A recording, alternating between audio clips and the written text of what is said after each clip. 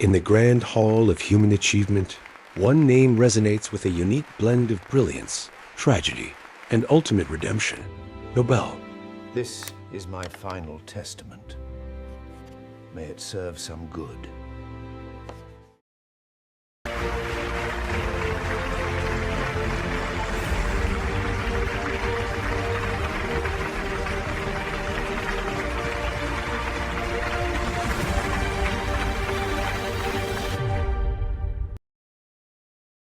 We all know the Nobel Prize, the highest honor bestowed upon those who have conferred the greatest benefit on mankind. But who was the man behind this monumental legacy? The story of Alfred Nobel is far more complex and fascinating than you might imagine. It's a tale of a brilliant inventor, a shrewd businessman, and a man haunted by his own creations.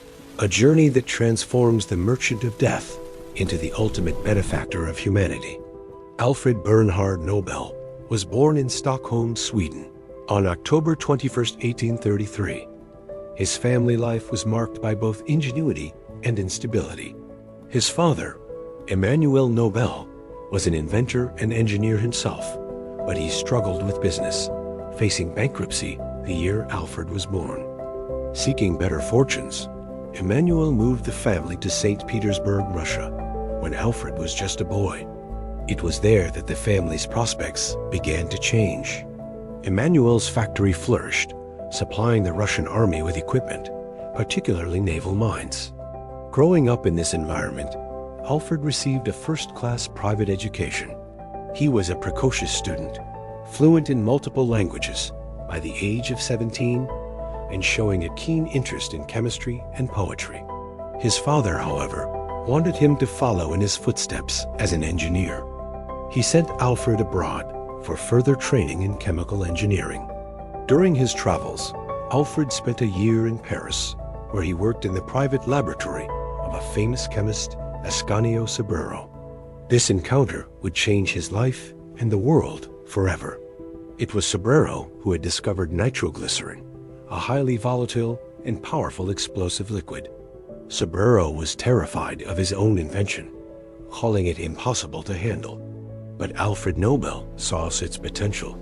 He became obsessed with taming nitroglycerin, envisioning its use not just for warfare, but for construction, blasting tunnels, clearing canals, and building the infrastructure of a modern world. When he returned to Russia, he and his father began experimenting. The path was fraught with peril. The volatility of nitroglycerin was no exaggeration. Explosions were frequent and often devastating. The family business eventually declined after the end of the Crimean War, and they returned to Sweden. But Alfred's obsession with nitroglycerin continued. He set up a small factory and dedicated himself to finding a way to control the explosive. Tragedy struck in 1864 when a massive explosion at their factory killed 5 people, including Alfred's younger brother, Emil. The disaster was a profound blow to Nobel. The Stockholm authorities banned him from rebuilding the factory within the city limits. Heartbroken but undeterred, Nobel moved his experiments to a barge on a lake. He was driven by a conviction that his work could ultimately save lives by making dangerous construction work safer and more efficient. And then, in 1867, he had his breakthrough. Nobel discovered that if he mixed nitroglycerin with a fine, porous silica-based earth called kieselguhr, the liquid became a stable, malleable paste. It could be shaped into rods and inserted into drilling holes. Crucially, it could only be detonated with a separate blasting cap, another of Nobel's inventions. He had tamed the beast. He called his creation Dynamite, from the Greek word dynamis, meaning power. Dynamite revolutionized the world. It was the key that unlocked massive construction projects, from the Gotthard Tunnel in the Alps to the Corinth Canal in Greece. It powered the industrial age, blasting through mountains for railways and carving out mines for precious resources. Alfred Nobel, the determined inventor, became an incredibly wealthy industrialist. He built a global empire of factories and companies, holding over 350 patents by the end of his life. He was a brilliant businessman and a true giant of industry who lived a largely reclusive life, described by Victor Hugo as the richest vagabond in Europe. But his success came with a heavy shadow. While he intended dynamite for construction, its destructive power was inevitably turned to warfare. His inventions, including more powerful explosives like gelignite and ballistite, made him a key figure in the armaments industry. He was supplying the tools for a new, more devastating kind of conflict. And the world noticed. The turning point, the moment that set the stage for his incredible legacy, came in 1888. Alfred's brother, Ludwig, passed away in France. A French newspaper, in a case of mistaken identity, published a premature obituary for Alfred instead.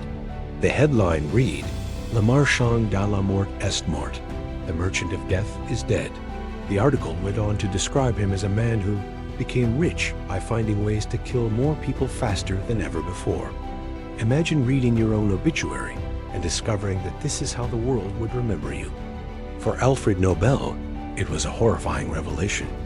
He was a man who valued literature, poetry, and peace, yet his legacy was to be one of death and destruction. This journalistic error became the catalyst for a profound change of heart.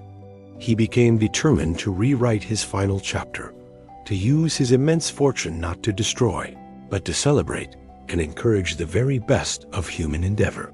For the remaining years of his life, Nobel secretly drafted and redrafted his last will and testament. He confided in almost no one. When he passed away in 1896, his will shocked his relatives and the world. He had left the bulk of his vast fortune, equivalent to over $250 million today, to establish a series of prizes. These awards were to be given annually to those who, during the preceding year, shall have conferred the greatest benefit on mankind.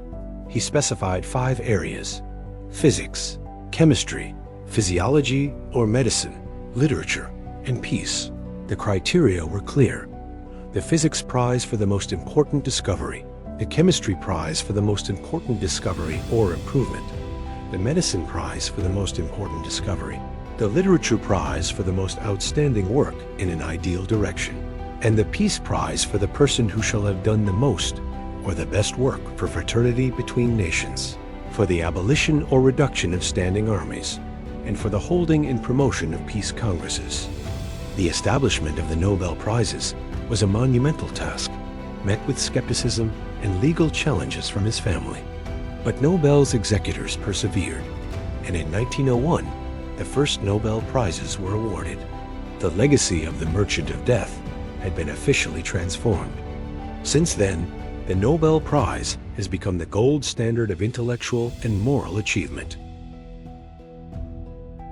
Think of the names who have received it. Marie Curie, a 2-time laureate for her pioneering work on radioactivity. Albert Einstein, for his discovery of the law of the photoelectric effect. Martin Luther King Jr., for his nonviolent struggle for civil rights. Nelson Mandela, for his work in ending apartheid. Malala Yousafzai, for her fight for the right of all children to an education. Each laureate is a thread in the rich tapestry of human progress that Alfred Nobel chose to weave. His prizes have not only honored past achievements, but have also spurred future generations of scientists, writers, and peacemakers. The prize money has funded further research, established institutions, and given a global platform to critical ideas and causes. Alfred Nobel's story is a powerful reminder that it is never too late to define your own legacy. It shows that even the most destructive creations can be overshadowed by a powerful act of creation and goodwill. He was a complex man, a product of his time, driven by scientific curiosity and commercial ambition. But in the end, his greatest invention was not dynamite. It was the Nobel Prize. It was a mechanism for hope, an endowment for a better future, and a final resounding testament to his belief in the power of humanity to strive for the greatest good. His name, once associated with death, is now eternally synonymous with the highest aspirations of the human spirit. Thank you for watching. If you found this story as inspiring as we do, please like this video, subscribe to our channel for more deep dives into history, and share your thoughts in the comments below. Who is your favorite Nobel laureate? Let us know. Until next time.